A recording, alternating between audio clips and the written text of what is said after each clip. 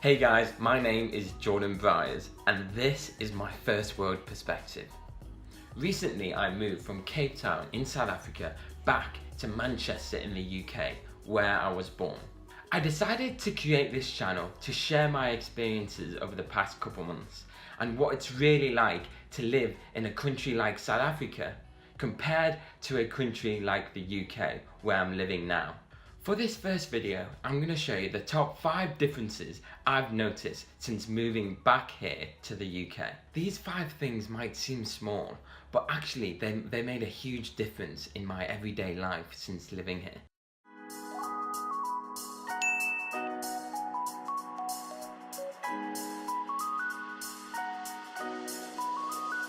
And the first thing I want to talk about is the internet.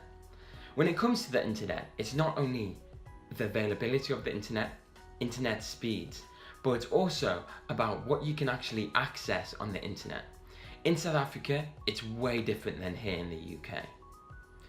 In South Africa, the internet speeds are way slower and way more expensive than here in the UK. For the same price as a 20 megabit plus speed here in the UK, you're only going to be able to afford about a 1 to 2 megabit per second speed in South Africa.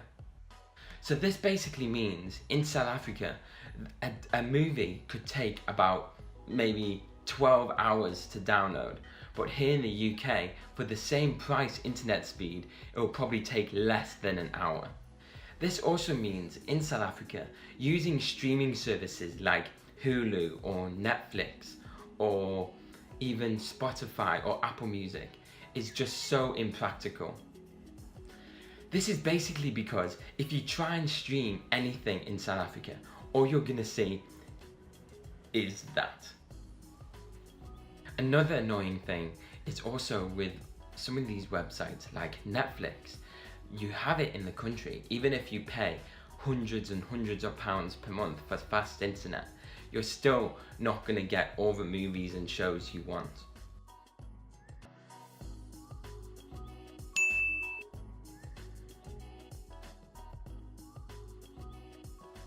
The second big thing I've noticed is languages. In South Africa, there are 11 national languages, all of these. In England, on the other hand, it's basically just English. When you're living in South Africa, you basically get used to living lost in translation a little bit. Whoever you speak to could speak any one of these 11 languages. The only language I managed to learn is one called Afrikaans. As ons in Suid-Afrika was nou, kon jy verstaan wat ek sê. En nou vir die volgende een.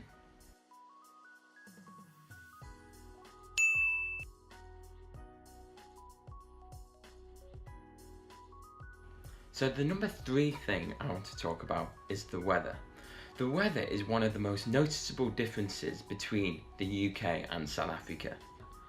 The winters in the UK are brutal. They can be cold and sometimes it basically rains the whole time.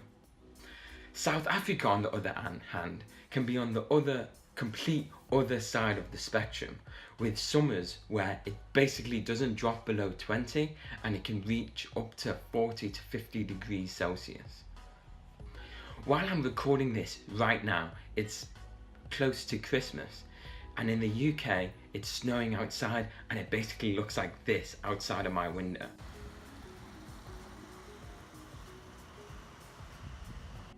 But at the exact same time, in Cape Town, it's currently this. They have a drought and they have a huge heat wave with temperatures reaching 50 degrees.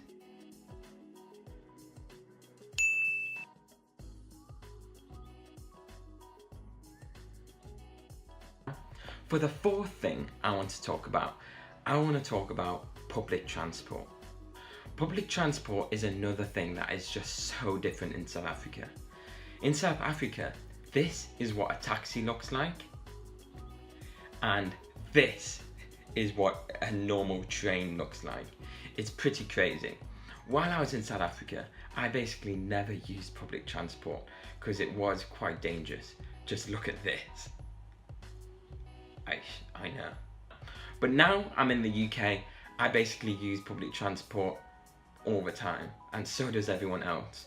Buses, trams, trains, it's all just so easy, and it's a lot cheaper than paying for insurance on a car.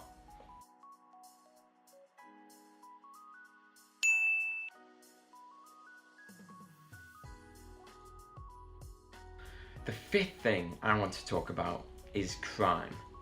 Crime is such a huge issue in South Africa. In South Africa, there are about 49 murders every day and 170 rapes. It's so unfortunate that this is such a high crime rate because the country is so beautiful and it has so much potential, but this really is an issue. While you're living in South Africa, this crime rate really is on your mind a lot of the time. You constantly have to be looking over your back, and you really need to be careful if you go out alone. So that was my top 5 differences between the UK and South Africa. If you want to hear more about my experiences and my stories, go to myfirstworldperspective.wordpress.com, and you can also follow me on Twitter, Instagram and Facebook. Thanks a lot for listening. Cheers.